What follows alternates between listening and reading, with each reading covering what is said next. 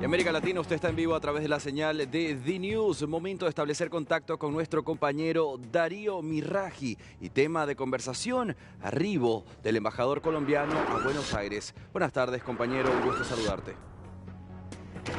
Hola Andy, ¿cómo estás? Buenas tardes para vos, para toda nuestra audiencia. Bueno, realmente sí, un placer estar aquí en la Embajada de Colombia en la Argentina. Me acompaña el embajador Camilo Romero. Muchas gracias, embajador. Un gustazo, bienvenidos. Geopolíticas diplomáticas, vamos a decir así, que se dieron en el último tiempo. Recordemos la secuencia que se abre con el presidente argentino, Javier Milei, hablando en una entrevista, calificando de asesino al presidente Gustavo Petro, como la Cancillería colombiana responde anunciando una expulsión de diplomáticos de la Argentina. En ese momento el embajador ya estaba en Colombia, porque estaba llamado a consultas desde finales de enero por comentarios anteriores que ya había hecho el presidente argentino. Parecía que íbamos a una situación crítica hasta que la diplomacia funcionó, embajador. Sí, así es, en 2 días se revierte todo y yo creo que es algo importante que vale la pena reconocer en este tiempo de hoy, en la algidez de los titulares, de la velocidad de las noticias, de todo lo que ocurre, que triunfe la voz de la diplomacia, que la voz de la diplomacia esté por encima de los insultos, es sin duda un triunfo democrático. Y yo creo que es un triunfo que amerita reconocer la historia de nuestros pueblos. Yo creo que si algo ha hecho Colombia es poner por encima de toda diferencia, porque existen esas diferencias, el bienestar de sus connacionales y el bienestar de la región y por supuesto lo que es para nosotros incluso un mandato constitucional, la unidad latinoamericana. Entonces esa ha sido la línea de Colombia y en 2 días se logró revertir algo que parecía complejo. En mi caso dije, bueno, no voy a estar más en Buenos Aires, ¿no? Nos hacíamos ya la idea, pero en 2 días, insisto, el triunfo de la diplomacia sobre los insultos ha dado sus resultados y eso creo que hay que agradecerlo. Está bueno contarlo, porque usted estaba, insisto, llamado a consultas, y es un término por ahí muy complejo, que es muy diplomático, pero es interesante primero que cuente qué significa que un embajador esté llamado a consultas, y cómo fue el proceso en el cual usted estuvo ya en Colombia, y desde Colombia viviendo la crisis que desata a partir de esa entrevista. Sí, el llamado a consultas, digamos, hace referencia a lo que todavía a veces mantiene la diplomacia, que es muy lenta, ¿no? Eso hace referencias a tiempos anteriores, en los que la comunicación no era como hoy, digamos. La consulta acá pues, es mucho más ágil y mucho más rápido con un teléfono celular, con un teléfono móvil, está pasando esto, pero sin duda es un gesto, ¿no? Ante la primera andanada de insultos, lo que ocurre es que el presidente Petro toma 2 decisiones, una nota de protesta primero y segundo, retirar a su embajador. Es decir, es más allá de lo que simbolizaba y significaba antes, que era que vaya el embajador a contar qué está pasando a las consultas, simboliza ese rechazo, por supuesto, a esa agresión de ese momento. Entonces, el llamado a consultas implica conversar, por supuesto, con Cancillería, con Presidencia de la República, contar el contexto de lo que ha ocurrido. Insisto, en estos tiempos pues eso es mucho más rápido y mucho más ágil. Pero se deja el precedente claro que ya Colombia no tiene a su embajador y esa es la primera alerta. Luego viene una segunda andanada de insultos, se pasa por parte de Colombia y viene una tercera en donde Colombia ya reacciona y dice, bueno, pues somos pueblos hermanos, llevamos 201 años de relaciones. Yo sinceramente creo que esto que ha pasado al final, me salto de nuevo al final, es maravilloso por nuestra gente, por nuestros pueblos, nuestra cultura, nuestra historia, el fútbol. Digamos, lo que nos ha juntado y lo que nos ha unido. 201 años cumplimos el pasado 8 de marzo de relaciones diplomáticas. Entonces, Colombia, digo, reacciona en su momento y hace un comunicado en el que expresa que deben salir de nuestro país diplomáticos de la Embajada de Argentina en Bogotá.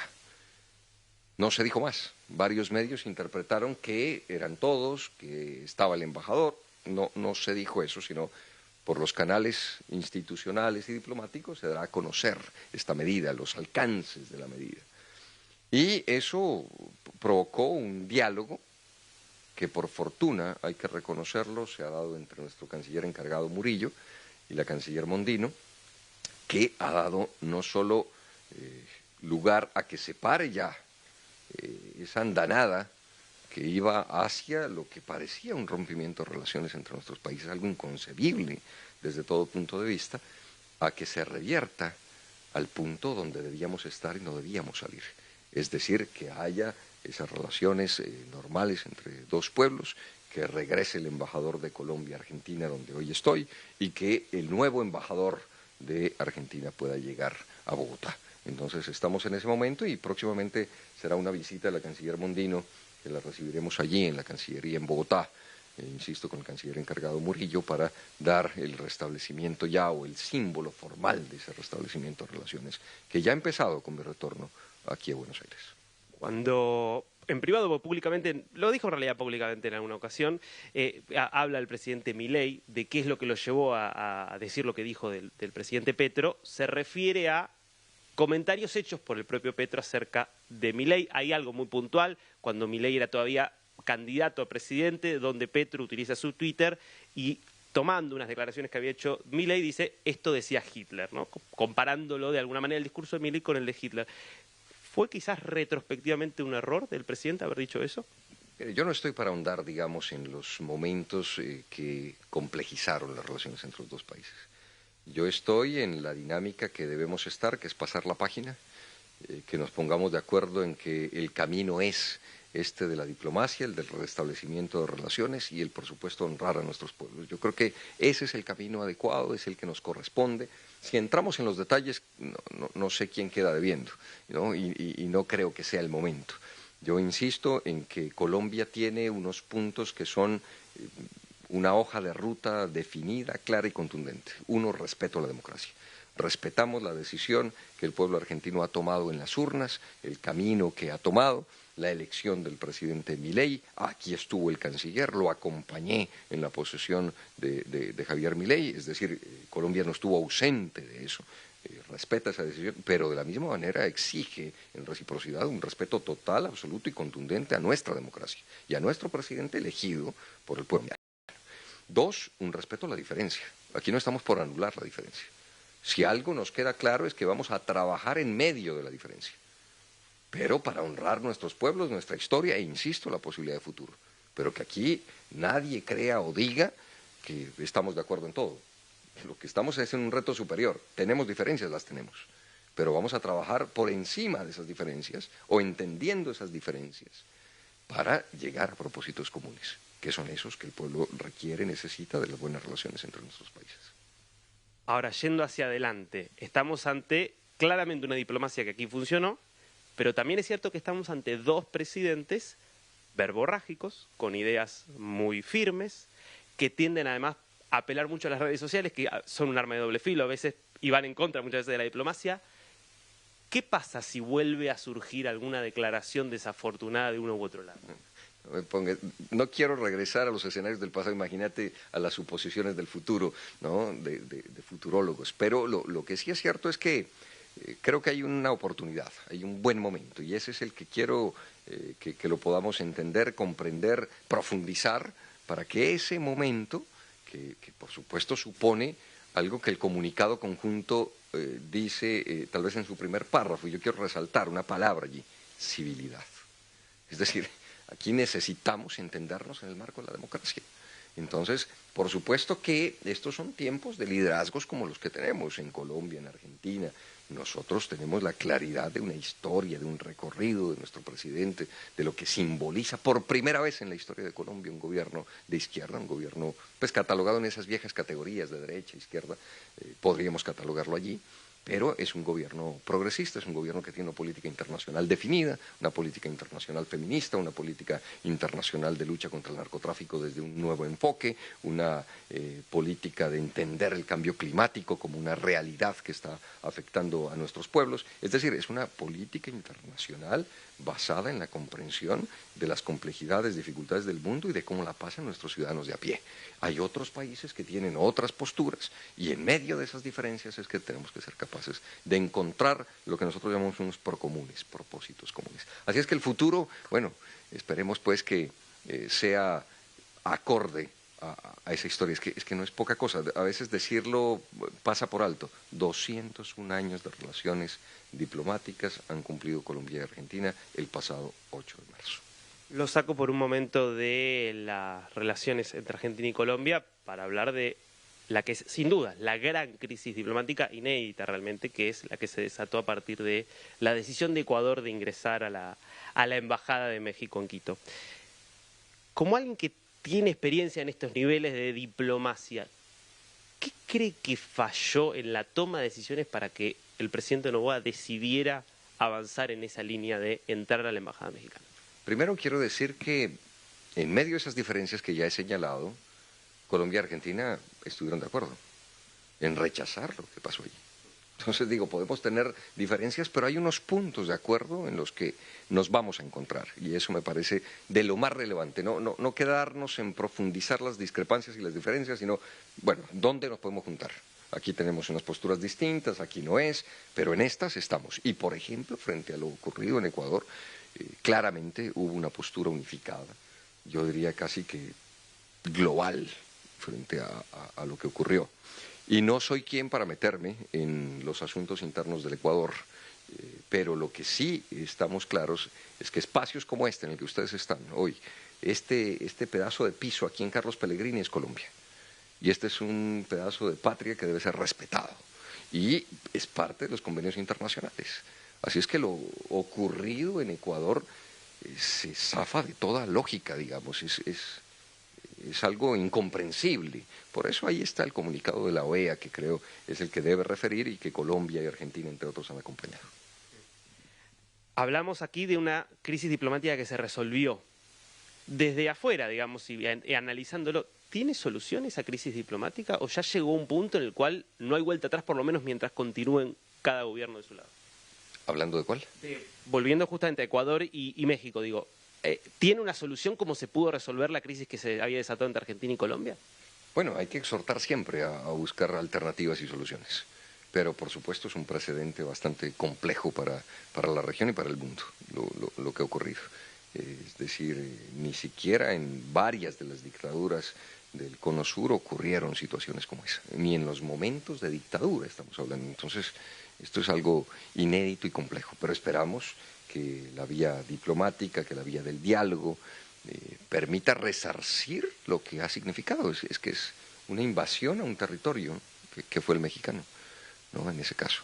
Y es algo que debemos rechazar todos quienes estamos en el marco de la democracia, en el marco de lo que significan las relaciones diplomáticas y esos respetos mínimos, elementales, básicos de la convivencia entre nuestros países. Lo que argumentan del lado ecuatoriano es, bueno, pero México viene haciendo algo que es dar asilo a dirigentes políticos condenados por corrupción con los que tiene afinidad. ¿No es un problema cuando la política exterior empieza a volverse no tanto basándose en las reglas y en, bueno, quién viola los derechos humanos y quién no, quién es democrático y no, sino en las afinidades ideológicas de los presidentes? ¿No estamos viendo un poco eso en América Latina? A ver, primero es un tema al que le compete desde nuestro país es el canciller, al presidente de la República, no es al embajador en Argentina o al embajador en Brasil o a la embajadora nuestra en Ecuador. Este es un tema de país. Pero sí me permito decir es que esos estatus, digamos, de asilado y demás, el que lo reconoce es el país que está brindando ese derecho y hace parte de los derechos.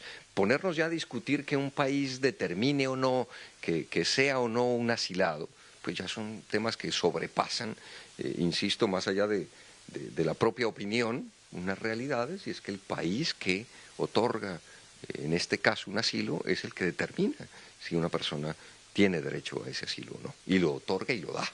Entonces aquí se ha quebrantado totalmente eso. Yo lo que estoy haciendo, diríamos en términos como diría la canciller Mondino, es describiendo un hecho, y hasta allí llego. No quiero dejar de preguntarle por Venezuela, porque la situación en Venezuela ya excede a la relación Venezuela-Colombia. Digo, es un problema, es una cuestión, diría, regional. El presidente Petro viene de una visita allí, el canciller encargado Murillo acaba de confirmar que efectivamente hubo una reunión con uno de los candidatos opositores, aunque no legitimados como opositores por la principal fuerza opositora, estamos hablando de Manuel Rosales. ¿Qué está viendo, digamos, de cómo Colombia mira el conflicto venezolano? Bueno, yo insisto en que estos ya son temas que le corresponde al canciller, que le corresponde al presidente de la República. Lo que esperamos nosotros como país y ojalá para América Latina es la profundización de la democracia en cada rincón de nuestro territorio. Y ojalá Colombia pueda aportar en ese sentido, en donde quiera que sea bienvenido, en donde quiera que sea llamado. Ahí estará siempre Colombia en ese sentido de profundizar la democracia en nuestra región. Yo creo que ese llamado no podemos evadirlo, no podemos ocultarlo. Por supuesto, Colombia, siendo vecino de Venezuela, juega un papel clave en la geopolítica latinoamericana. Y me parece que el papel que se ha cumplido desde Colombia es un papel que se debe reconocer desde el resto de países de América del Sur y de América Latina. Es decir, más fácil sería que Colombia adopte una u otra postura, pero vimos que eso no dio resultado.